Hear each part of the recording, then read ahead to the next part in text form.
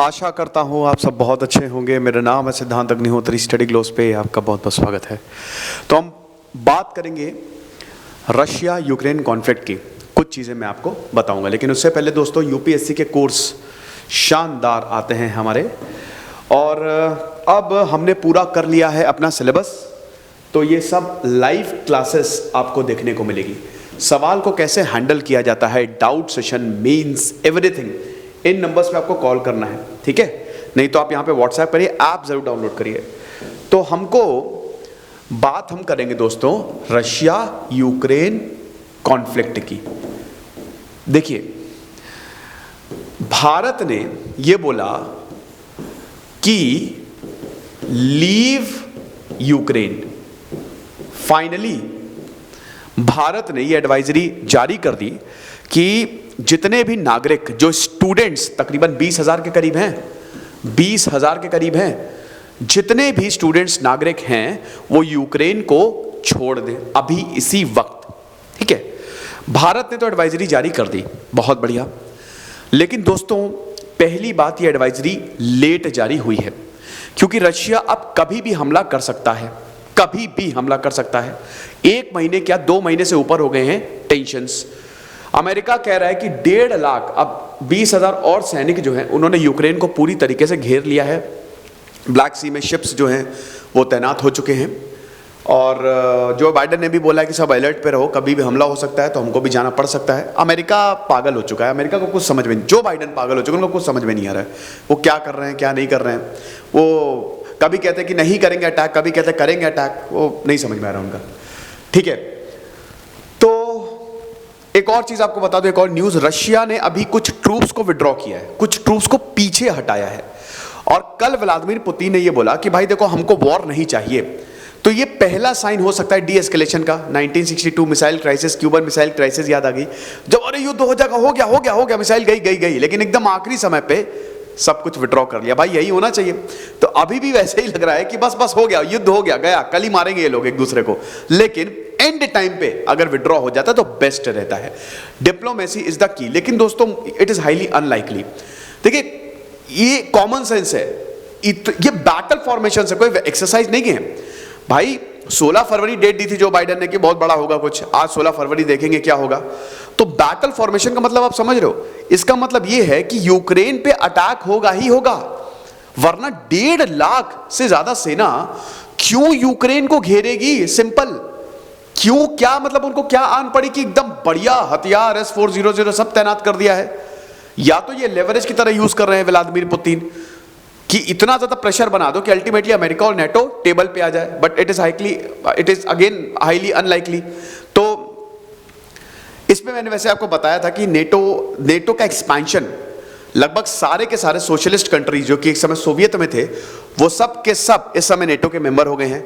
लेकिन यूक्रेन अभी तक मेंबर नहीं हुआ अमेरिका का। और यूक्रेन रशिया के लिए इसलिए इतना इंपॉर्टेंट है, इसका अंदाजा आप इसी से लगा सकते हैं कि व्लादिमीर लेनिन ने यह बोला था कि भाई देखो, अगर यूक्रेन रशिया से अलग हुआ तो इसका मतलब शरीर से तुमने मुंडी उखाड़ दी, धड़ से तुमने सर अलग कर दिया, ऐसा हिसाब किताब रहेगा। शरीर बिना आत्मा। तो लेनिन का यह बोलना था। यूक्रेन बहुत ज्यादा इंपॉर्टेंट है और यूक्रेन को खोना यहां पे नहीं अफोर्ड कर सकता। अब हम आते हैं भारत पे। तो भारत, सारे देशों ने बोल दिया, अमेरिका ने सबसे पहले बोला, फिर यूके ने बोला, ऑस्ट्रेलिया ने बोला, जापान ने बोला, सबने एडवाइजरी जारी कर दी है कि भाई तुरंत निकलो। भारत ने भी एडवाइजरी जारी कर दी। लेकिन भाई स्टूडेंट्स का कल मैं इंटरव्यू देख रहा था, एडवाइजरी तो जारी कर दी है, लेकिन दोस्तों निकलना बहुत मुश्किल है वहां से।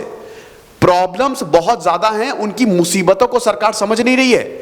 हालांकि स्टूडेंट्स का यह भी कहना है कि लगातार हम एम्बेसी से संपर्क में हैं और भारत ने इससे पहले भी काफी रेस्क्यू मिशंस चलाए हैं। युद्ध हो रहा है उससे बीच से अपने नागरिकों को निकाला है। तो सबसे बड़ी प्रॉब्लम जो है, व्हाट आर दी प्रॉब्लम्स जो इस समय इंडियन स्टूडेंट्स बता रहे हैं? सबसे पहली प्रॉब्लम है फ्लाइट्स। ये बता रहे हैं कि फ्लाइट्स अवेलेबल ही नहीं है। इतनी हड़बड़ी में सब कुछ हो रहा है और हर किसी को निकलना है, तो इंडिया की फ्लाइट्स बहुत कम है इस समय। तो इतनी जल्दी निकलना हमारे लिए पॉसिबल नहीं होगा क्योंकि फ्लाइट्स अवेलेबल ही नहीं है। हम जाएं कैसे? और डर भी है यहाँ पे। भाई इंडिया ने ये भी बोला है वहाँ के स्टूडेंट्स को, वहाँ के लोगों को कि जहाँ पे हो वहीं रहो, यूक्रेन में ट्रैवल मत करना, जहाँ पे हो वहीं रहो, इधर उधर मत जाना, और फ्लाइट लो तुरंत निकलो। और दूसरी सबसे बड़ी प्रॉब्लम ये है प्राइस। भाई यूक्रेन से भारत की फ्लाइट 1 लाख तक मिल रही है इस समय। क्यों? प्राइसेस बढ़ गए हैं।